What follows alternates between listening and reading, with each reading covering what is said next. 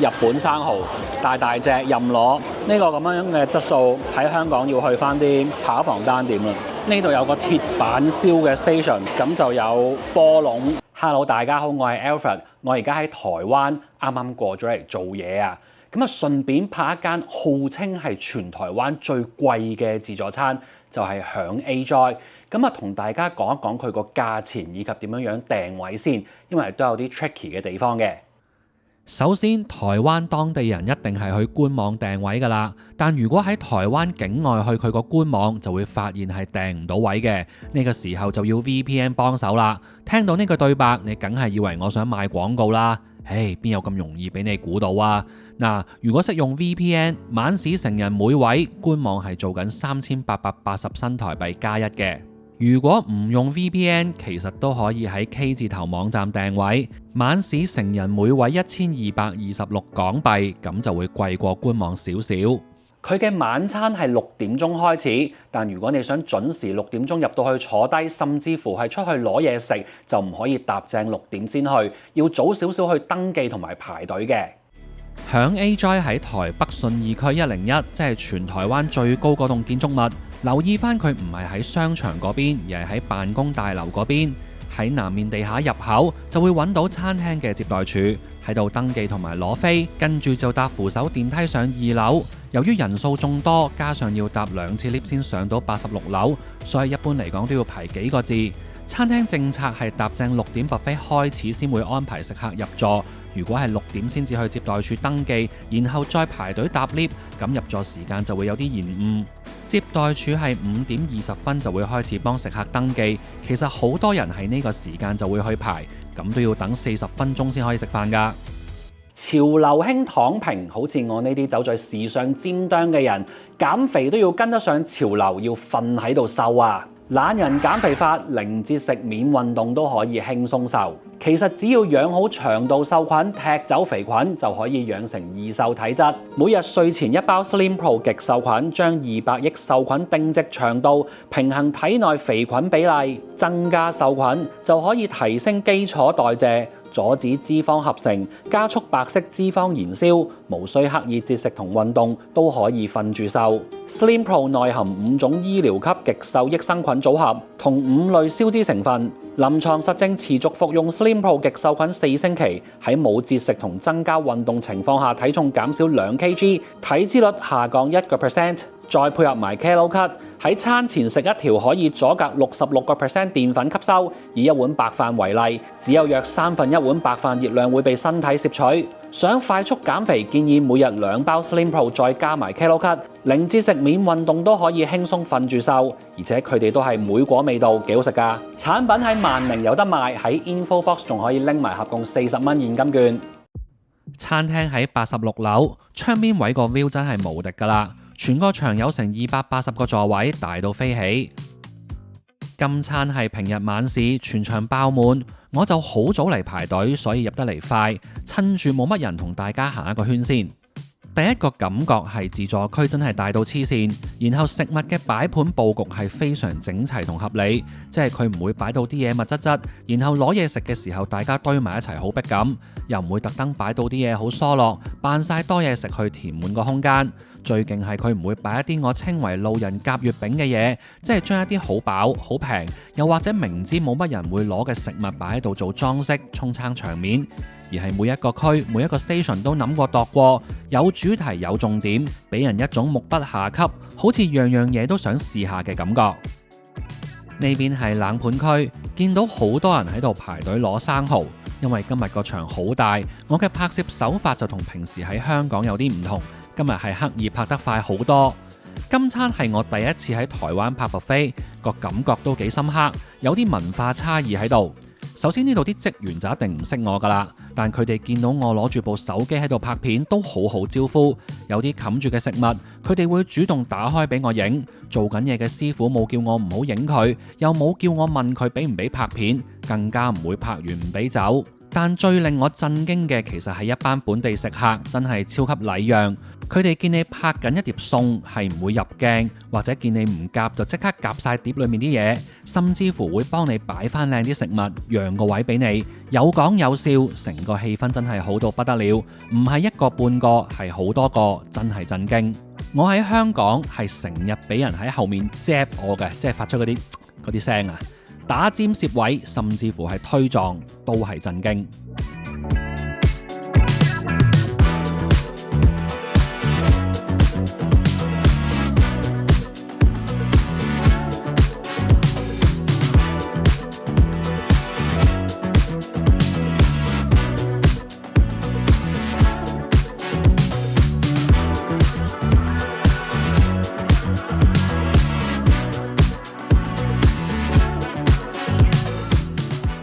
6點鐘入座，而家係6點49分。咁我拍自助餐都叫做略有經驗啦，從來冇試過有一個場係大到我覺得好似拍極都拍唔完咁樣，真係超級大同埋超級多嘢食同埋超級多人啊！咁我哋而家一開手咧就攞咗生蠔咁啊，華為日本生蠔，大隻任攞。咁我攞咗3隻，咁我前面嗰個食客咧就一個人攞咗10隻。咁佢係完全冇數目限制，半隻手掌咁大嘅兵庫縣播磨灘生蠔，師傅開蠔嘅時候會好仔細檢查生蠔嘅品質。今晚隻隻都新鮮，隻隻都洗得好乾淨，肉質滑嫩，充滿奶香。凍海鮮嘅款式就多到不得了啦。今日我哋坐嗰張係一張2人台，咁所以喺台面拍食物嘅 shot 或者拍我講嘢嘅 shot 就即係唔可以拍咁多，因為地方有限。凍海鮮嘅品質平均嚟講就中上水平，唔算好神奇，但當中有隻蜆同野生軟絲都好好食。食下啲一碟碟嘅沙律，呢幾碟沙律唔單止個樣靚，仲係真材實料，層次感突出。一款係剝皮辣椒龍蝦沙拉，一款係甜梅蘋果佐帝王蟹乳酪沙拉，仲有一款係鹹豆漿蝦泥凍。呢度啲刺身壽司款式係多到冇辦法一餐試晒，比較誇張嘅係中拖都係擺喺度任夾，所有試咗嘅刺身都係好新鮮，品質好好，即叫即做嘅壽司絕對係單點水平。啱啱喺度開始食咗2碟嘢，就發現咗個問題，就係收碟收得比較慢，嗰個人手可能就唔算非常之足夠。成個自助區分為8大區域。每一區都改咗一個好夢幻嘅名，代表住唔同主題嘅食物。例如呢一個次元就係燒烤同炸物區，其餘仲有鐵板燒、台菜、甜品、飲品吧台，以及之前已經睇過嘅冷盤、刺身壽司同埋海鮮區。每一區嘅主題都好清晰，亦都有佢哋嘅招牌菜。喺度攞嘢食，仲有一個好有趣嘅地方，就係每一位師傅都好好客，好主動咁向食客介紹食物。有啲要師傅幫手夾嘅食物，佢哋仲會俾好多，唔會就住，俾人一種好大方嘅感覺。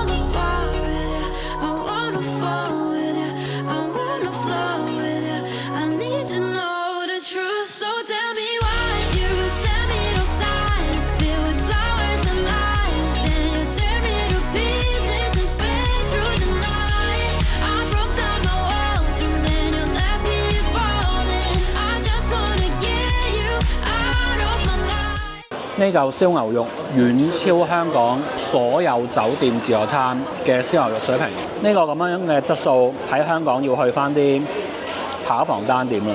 嗰個肉味好香，然後又非常之嫩。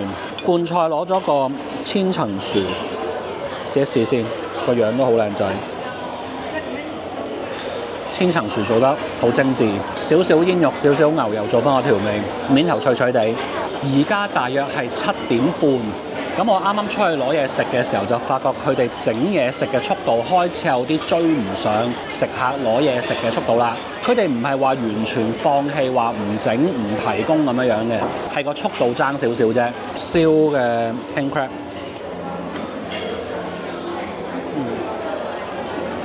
如果將嗰個要求去到單點咁高呢，咁佢個蟹其實燒得開始少少乾水㗎啦。咁但係因為佢始終一次過要處理個量係咁多啊嘛，咁以自助餐嚟計，佢呢個已經係非常之好。咁而家香港都有啲酒店自助餐係有提供 king crab，咁但係以我食過嘅嗰幾間酒店，即係香港嘅酒店呢，就冇一間嗰個蟹嘅質素係可以好得過今日呢一度響 A Joy 㗎啦。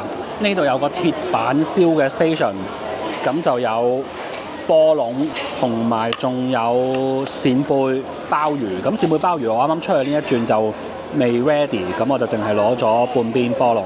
波籠篤落去啊，好新鮮喎！嗰個肉質係好水嫩喎，仲係味道係好鮮美嘅。肉質咧歸類為係新鮮，精準啲講咧就係瞓覺。咁但係自助餐任食瞓覺波籠都好理想㗎啦。即係香港想食新鮮波籠，而家都係得返尖沙咀 Hyatt。咁但係尖沙咀 Hyatt 除咗嗰個波籠，其他嘢就好一般嘅。終於攞咗扇貝同埋鮑魚鐵板燒嘅，咁同埋佢兩款都配返個唔同嘅汁㗎喎。嗰個鮑魚好認真㗎，係配翻個鮑魚乾醬嘅。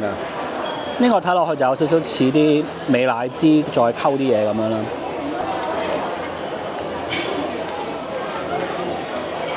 都係我最中意嗰種即係將熟未熟嘅狀態。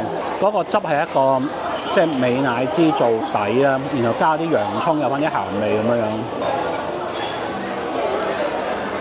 嗰個鮑魚嘅質地做得非常好，腍中帶爽。咁但係嗰個鮑魚乾醬就唔算話非常好味，但係自助餐啊嘛，即係佢會咁樣鐵板燒，然後做翻個鮑魚乾醬，已經係成個感覺已經係好似好對版。咁啱啱食咗一啖呢一個係燒嘅五花腩，哇，脆卜卜嘅喎，真係估佢唔到喎。咁然後佢係有好多唔同嘅調味料㗎。咁我攞咗昆布鹽同埋攞咗個蒜鹽。雲丹燒款式呢度就好勁抽啊！呢啲嘢香港自助餐真係冇見過。呢度嘅湯品都有成4-5款，有中有西，有燉湯，有酥皮湯。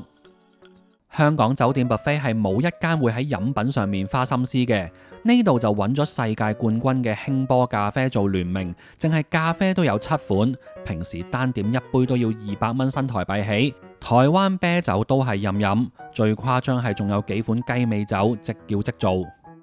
另一邊就係同冉冉茶事嘅聯名茶飲，佢哋出晒名做 tea dining 同 tea pairing， 食唔同嘅嘢就可以過嚟配翻一杯唔同嘅茶。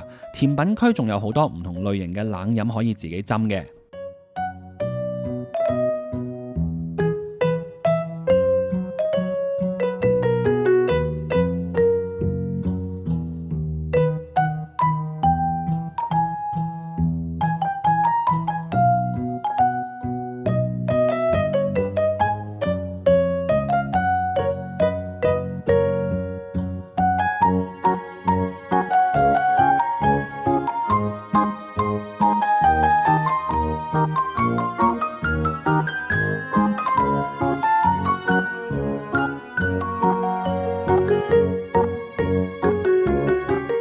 甜品區嘅出品絕對係用心之作，選擇有好多，數過差唔多有40款左右啊！賣相精緻，仲好有台灣特色，令人眼花繚亂。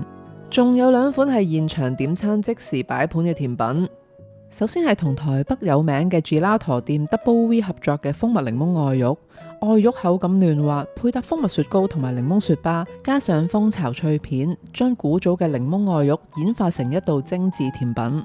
另一款係嫣紅，係同台北口碑好好嘅法式甜品店法朋合作嘅紅心芭樂慕斯，配搭威士雪糕，旁邊有玫瑰花醬同葡萄柚酒做嘅果凍，最後加上酥脆嘅草莓蛋白餅，感覺輕盈清新。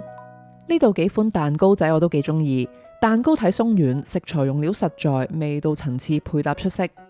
特別講下呢個烏金可可蛋糕，用咗台灣特產烏魚子去做個忌廉，入口首先會食到烏魚子嘅鹹香，然後係忌廉嘅奶香，最後係朱古力蛋糕嘅甜味，配搭好創新。一定要試埋呢度嘅朱古力，好有台灣特色啊！特別推薦呢一個古早味油葱酥，冇諗過紅葱油嘅香氣混入朱古力裏面係可以咁夾，鹹鹹甜甜，創新嘅配搭咧令我印象深刻。甜品區放咗一嚿蜂巢喺度，可以攞嚟隨意配搭任何甜品、雪糕、飲品，大家可以發揮一下創意。啱啱食完飯返到酒店啦。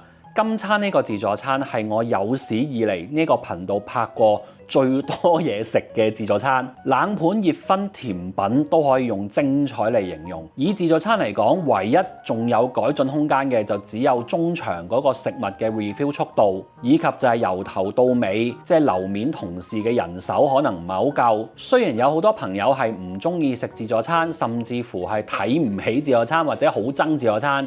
咁但係如果單以呢一個咁樣嘅餐飲類型嚟計，今日響 AJ 就已經係喺呢一個範圍裡面做到非常之好㗎啦。唔知咁多位香港觀眾又有冇去台灣食過自助餐呢？覺得邊間好食呢？我哋嚟緊會拍更加多唔同地方嘅美食，下條片再見，拜拜。